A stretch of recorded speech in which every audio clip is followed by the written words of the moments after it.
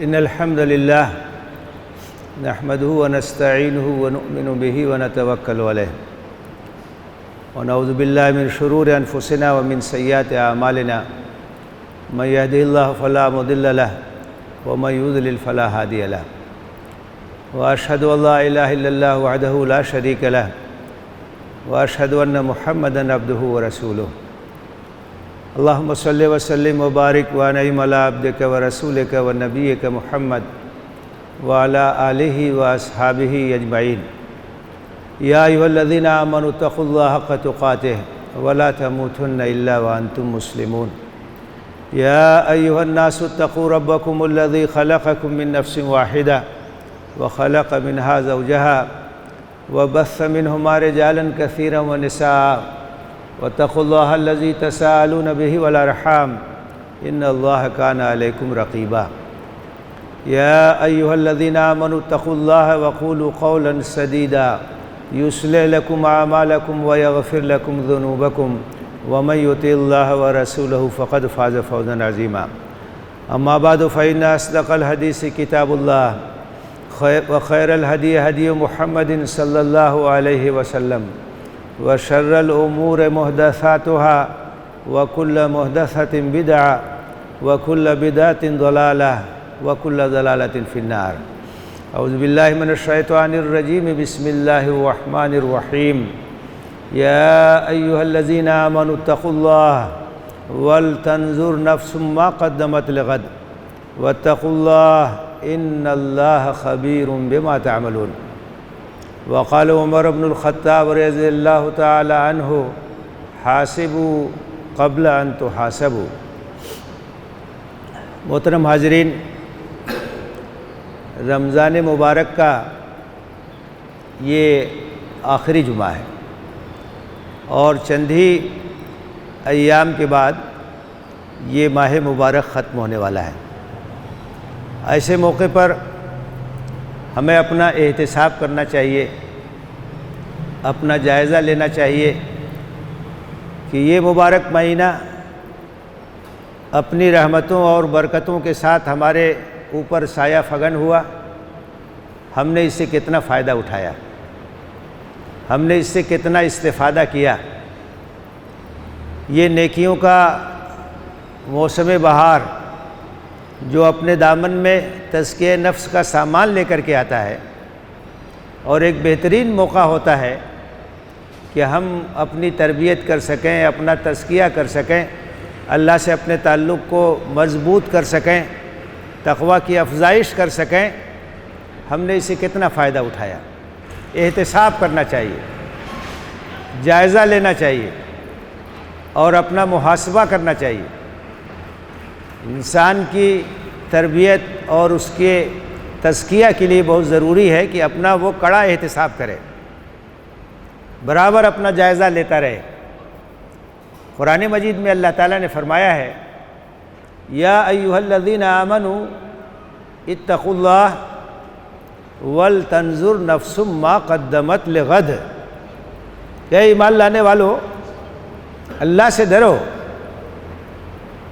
اللہ کا تقوی اختیار کرو، اور ہر آدمی یہ دیکھے کہ اس نے کل کے لیے کیا آگے بڑھایا ہے۔ واتقوا اللہ، اللہ سے ڈرتے رہو، ان اللہ خبیر بما تعملون، اللہ تمہارے اعمال سے باخبر ہے، تمہاری ایک ایک چیز اس کی نگاہ میں ہے، ہر چیز پر اس کی نظر ہے۔ تو یہ بڑا اہم مسئلہ ہے، وَلْتَنْظُرْ نَفْسٌ مَا قَدَّمَتْ لِغَدٍ۔ ہر شخص دیکھے، احتساب کرے، جائزہ لیتا رہے کہ کل کے لیے یعنی موت کے بعد جو مرحلہ آنے والا ہے اس کے لیے کیا تیاری، کیا عمل اس نے آگے بڑھایا ہے۔ آئے دن مشاہدہ ہوتا ہے، آج کل تو بہت اموات ہو رہی ہیں، آئے دن جنازہ ہوتا ہے، اپنے کندھے پر ہم جنازے اٹھا کے لے جاتے ہیں، جنازے کی نماز پڑھتے ہیں، قبر میں دفنا دیتے ہیں۔ تو یہ مشاہدہ ہو رہا ہے برابر کہ جو جا رہا ہے وہ کیا چیز لے کے جا رہا ہے، اس کے ساتھ کیا چیز جا رہی ہے، قبر میں اس کے کیا چیز کام آئے گی۔ ظاہر ہے کہ اس کا عمل اس کے ساتھ جاتا ہے، اور تو کوئی چیز نہیں جائے گی، نہ اس کے بھائی بند جائیں گے، نہ اس کے رشتہ دار جائیں گے، نہ اس کی اولاد جائے گی، نہ مال و دولت جائے گا، نہ اس کی جائیداد، کوئی چیز ساتھ نہیں جائے گی۔ وہ ہوگا اس کا عمل ہوگا، اور اسی کے لحاظ سے اس کا معاملہ ہوگا۔ وہ جو قبر ہے وہ یا تو جنت کی کیاری ہوگی یا دوزخ کی کوئی کھائی بن جائے گی، وہ یا تو منور ہوگی یا تاریک ہوگی،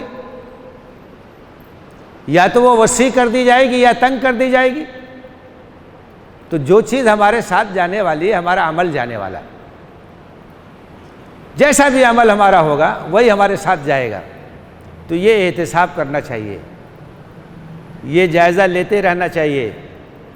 حضرت عمر ابن خطاب رضی اللہ تعالیٰ عنہ نے بڑی پتے کی بات کہی، انہوں نے کہا حاسبو قبل ان تحاسبو، اپنا احتساب کرتے رہو، جائزہ لیتے رہو قبل اس کے کہ تمہارا حساب لیا جائے گا۔ قیامت کے دن حساب لیا جائے گا، اللہ کے سامنے پیشی ہوگی، تو اپنا جائزہ یہاں لیتے رہو روزانہ۔ اور جائزہ لینے کا ایک بہترین طریقہ یہ ہے کہ روزانہ جب رات میں بستر پر ہم سونے کے لیے جائیں تو اس وقت ایک جائزہ لے لیں کہ ہم نے دن بھر کیا کیا، اٹھنے کے بعد سے لے کر کے سونے کا وقت آ گیا، اس دوران ہم نے کیا کیا، کیا عمل ہمارا ٹھیک تھا، کیا عمل ہمارا غلط تھا، اس کا احتساب، اس کا جائزہ ہم کو لینا چاہیے روزانہ کی بنیاد پر۔ اگر روزانہ آدمی احتساب لیتا رہے، اپنا جائزہ لیتا رہے، تو اس کے اندر جو کمی ہے اس کو وہ درست کرے گا، اس کی وہ اصلاح کرے گا۔ یہ محاسبہ، یہ احتساب اپنا بہت کڑا لینا چاہیے، بہت سخت لینا چاہیے، تاکہ ہماری اصلاح ہو سکے، جو کمی ہے وہ ہماری دور ہو سکے۔ اور یہ کامیابی کی کنجی ہے۔ آج رمضان کی 24 تاریخ ہو گئی، آخری جمعہ پڑھنے کے لیے ہم اکٹھا ہوئے ہیں، اور حالات ایسے ہیں ایک وبائی بیماری کی وجہ سے کہ زیادہ لوگ اکٹھا بھی نہیں ہو سکتے، اور روز اموات ہو رہی ہیں جو عبرت کا سامان اپنے اندر رکھتی ہیں۔ آئے دن ایک دن میں کئی جنازے ہو رہے ہیں، آنکھ کھولنے کے لیے کافی ہے۔ ہمارا بھی جنازہ اسی طرح سے اٹھایا جائے گا، ہماری موت بھی اسی طرح سے اچانک آئے گی، اور ہم کو بھی قبر میں ڈال دیا جائے گا۔ کیا تیاری ہے اس کی؟ الکیس من دان نفسہ وعمل لما بعد الموت، سمجھدار آدمی وہ ہے جو اپنے نفس پر قابو رکھے، خواہشات پر قابو رکھے، اور موت کے بعد جو مرحلہ آنے والا ہے اس کے لیے عمل کرے، اس کے لیے تیاری کرے، اس کے لیے کوشش کرے۔ والعاجز من اتبع ہواہ وتمنى علی اللہ الامانی، اور نادان آدمی وہ ہے جو اپنی خواہشات کے پیچھے بھاگے اور اللہ سے لمبی چوڑی امیدیں وابستہ رکھے کہ ہماری تو مغفرت ہو جائے گی، ہمارے لیے تو جنت ہے، اور عمل کے میدان میں خالی ہو۔ تو سمجھداری کا تقاضا یہ ہے، دانائی کا تقاضا یہ ہے کہ اپنی خواہشات پہ قابو رکھیے، اپنے نفس پر کنٹرول رکھیے، موت کے بعد جو مرحلہ آنے والا اس کی تیاری کیجیے۔ حضرت عثمان ابن عفان رضی اللہ تعالیٰ عنہ کے بارے میں آتا ہے کہ کسی قبر سے جب گزر ہوتا تھا تو بہت روتے تھے۔ تو کسی نے پوچھا کہ ایسا کیوں ہے، جب کسی قبر کے پاس سے آپ کا گزر ہوتا ہے تو بہت روتے؟ تو انہوں نے کہا کہ ایسا ہے کہ جو آخرت کے مرحلے ہیں ان مرحلوں کی پہلی منزل یہی قبر ہے، یہاں جو کامیاب ہو گیا آگے بھی کامیاب ہوگا، تو یہاں جو ناکام ہو گیا آگے بھی ناکام ہوگا۔ تو اس قبر کو یاد رکھنا چاہیے۔ اللہ کے رسول صلی اللہ علیہ وسلم نے فرمایا کنت نہیتکم من زیارت القبور فزوروها فإنها تذکر الموت، شروع میں آپ نے قبرستان کی زیارت سے منع کیا تھا تاکہ ہر طرح سے پختگی آ جائے۔ اس کے بعد آپ نے کہا کہ اب اجازت ہے، قبرستان کی زیارت کرو، وہاں کبھی کبھی جایا کرو۔ اس کا فائدہ کیا ہوگا؟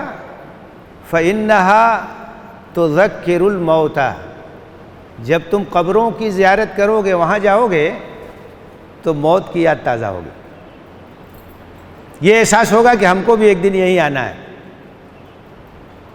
یہی ہمارا بھی مستقر ہے، یہی ہم کو بھی آنا ہے، ہماری بھی موت آئے گی، لوگ کندھے پہ اٹھائیں گے اور لا کر کے یہاں دفنا دیں گے۔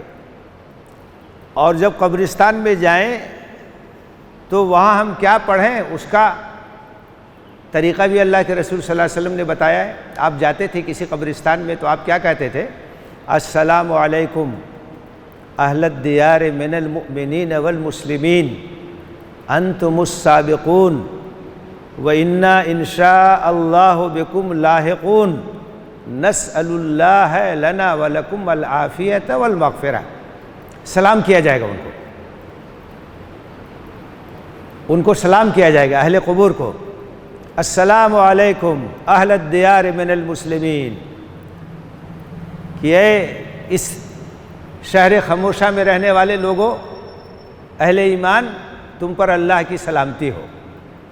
انتم السابقون وإنا ان شاء اللہ بکم لاحقون، تم آگے گئے ہو، ہم بھی پیچھے آ رہے ہیں، ہماری بھی یہی منزل ہے، اسی راستے کے ہم بھی راہی ہیں، ہم بھی آ رہے ہیں۔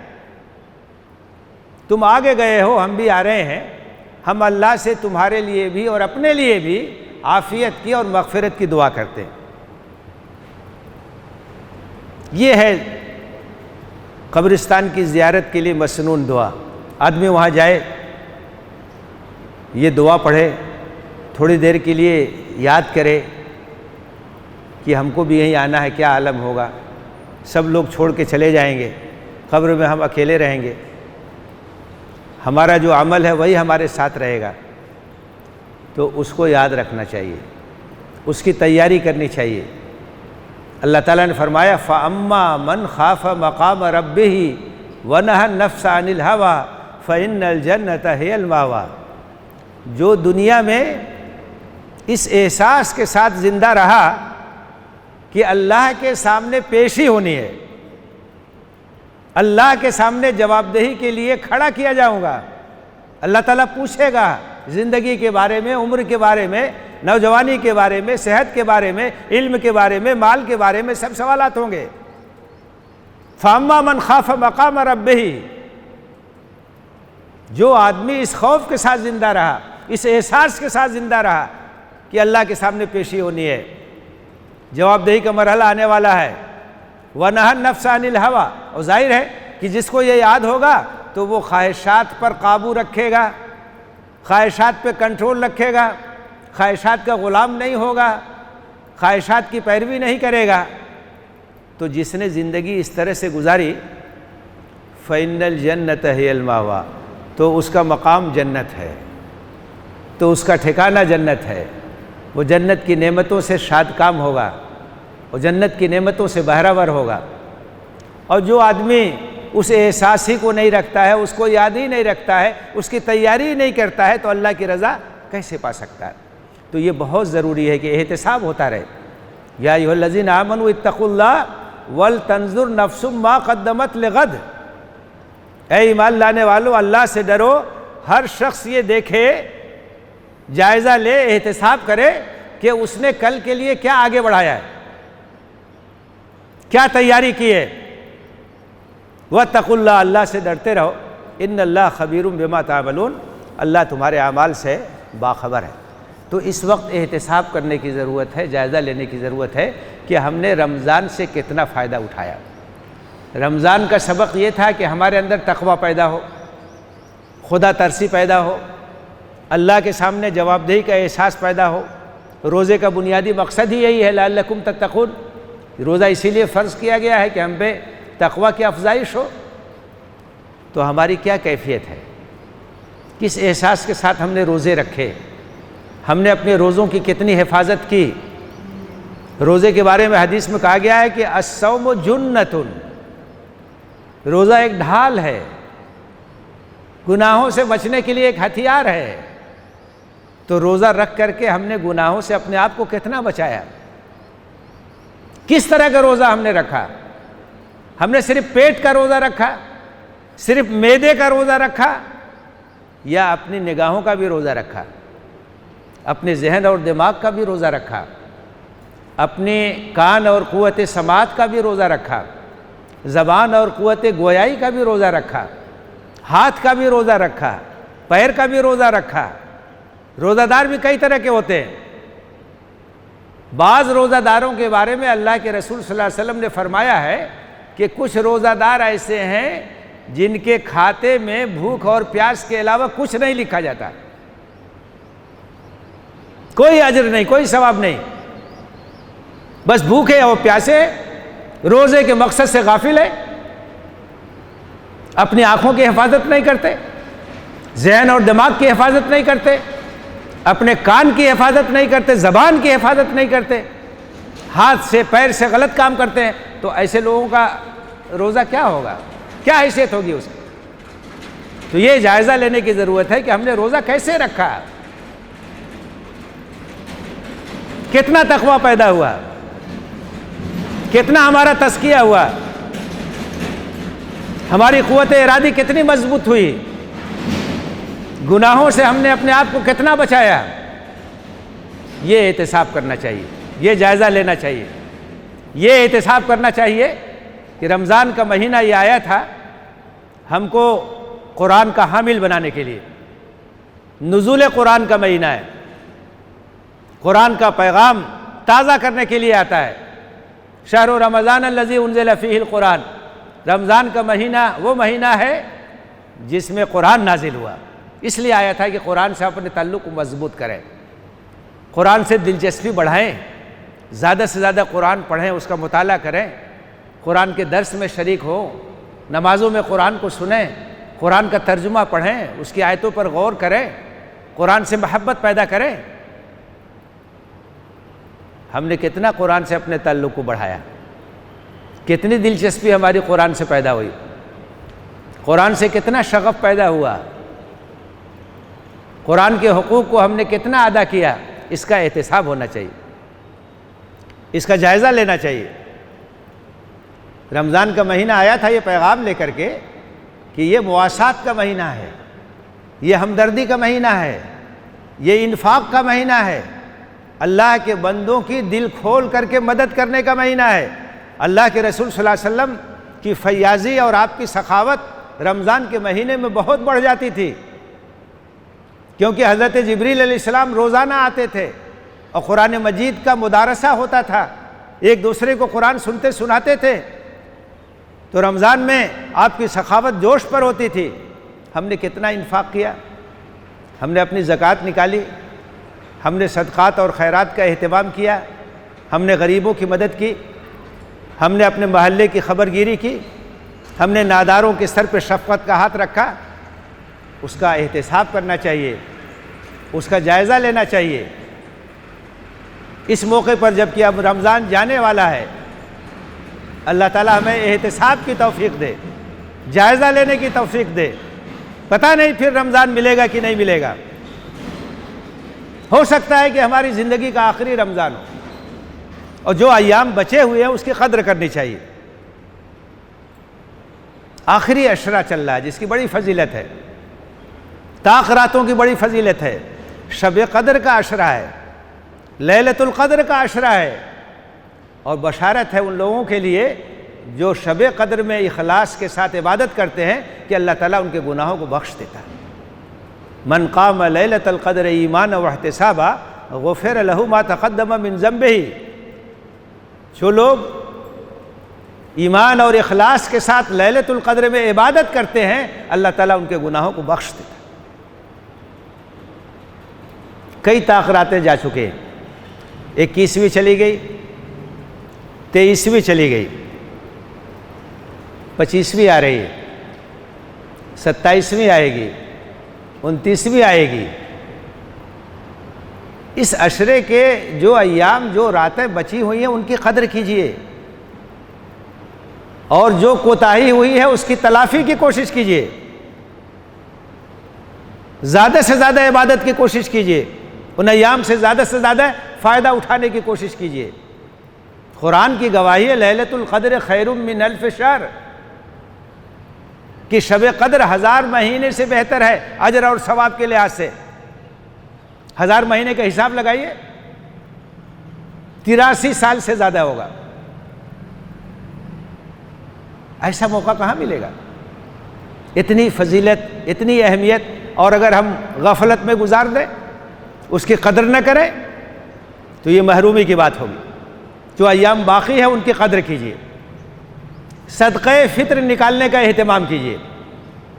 صدقہ فطر یہ اہم ترین عبادت ہے، اور اس کے بارے میں صراحت ہے، فرض رسول اللہ صلی اللہ علیہ وسلم زکوٰۃ الفطر من رمضان صاع من طعام، کہ نبی صلی اللہ علیہ وسلم نے لازم قرار دیا ہے صدقہ فطر کو، 1 صاع، جس کا اندازہ 2.5 کلو کا ہے۔ آپ گیہوں نکالیے، آپ جو نکالیے، آپ چاول نکالیے، جو چیز عام طور سے استعمال ہوتی نکالیے، یا اس کی قیمت نکال دیجئے۔ اصل یہ چیز واجب ہوتی ہے جب شوال کا چاند نظر آ جاتا ہے، اور عید کی نماز سے پہلے اسے نکالنا ہے، لیکن چند دن پیشتر بھی نکال سکتے ہیں، کیونکہ اس کا ایک مقصد یہ ہے کہ غریبوں کی مدد ہو جائے۔ 2 مقاصد ہے حدیث میں صدقہ فطر کے تعلق سے، طہرۃ للصائم من اللغو والرفث وطعمۃ للمساکین۔ ایک مقصد تو یہ ہے کہ جو کوتاہی ہو جاتی ہے روزہ دار سے، تو اس کی تلافی ہوتی ہے صدقہ فطر کے ذریعے سے، اور دوسرا مقصد یہ ہے کہ اس کے ذریعے سے غریبوں کی مدد ہوتی ہے۔ عید کے موقع پر ان کے گھر بھی خوشی ہو، وہاں بھی مسرت ہو، ان کے بچے بھی خوش اور خرم ہو، تو اس کا ایک انتظام ہے، اس کا ایک اہتمام ہے کہ مسلمان صدقہ فطر نکالتے ہیں، جو بھی نکال سکتا نکالتا ہے، اور سب کی طرف سے نکالتے ہیں، اپنی طرف سے، بال بچوں کی طرف سے، جو زیر کفالت ہیں، نوکر ہیں، چاکر ہیں، سب کی طرف سے نکالیں گے اور غریبوں تک پہنچائیں گے، تاکہ اس موقع پر خوشی میں وہ بھی شریک ہو اور ان کے گھر بھی شادمانی ہو۔ تو صدقہ فطر کا اہتمام کیجیے، غریبوں تک اسے پہنچائیے، جو بچے ہوئے ایام ہیں ان کی قدر کیجیے، جو وقت چلا گیا ہے اس کا احتساب کیجیے۔ اللہ سے دعا ہے کہ رمضان کی جو ساعتیں باقی ہے، اللہ تعالی ہمیں اس کی قدردانی کی توفیق دے، زیادہ سے زیادہ عبادتوں کی توفیق دے۔ اللہ تعالی ہمیں ان خوش نصیب لوگوں میں شامل کرے جو لیلۃ قدر کو پاتے ہیں، شب قدر کو پاتے ہیں، اور اس کی جو خاص دعا ہے اللہم انک عفو کریم تحب العفو فاعف عنی، اس دعا کا اہتمام ہو۔ اللہ ہمیں اس کی توفیق دے۔ جو کچھ بھی عبادتیں ہیں اللہ تعالیٰ اسے قبول فرمائے، زیادہ سے زیادہ ہمیں عبادتوں کی توفیق دے، ہمارے درمیان اخوت، بھائی چارہ اور محبت میں اضافہ ہو، اور یہ جو وبا آئی ہوئی ہے ساری دنیا میں پھیلی ہوئی ہے، اللہ تعالیٰ اس سے حفاظت فرمائے، اس وبا کو ختم کرے۔ جو مریض ہیں اللہ تعالیٰ ان کو شفا یابی عطا فرمائے، جو محفوظ ہیں ان کو محفوظ رکھے، آمین۔ وآخر دعوانا ان الحمد للہ رب العالمین۔ اقول قولی ھذا واستغفر اللہ لی ولکم اجمعین فاستغفروہ انہ هو الغفور الرحیم۔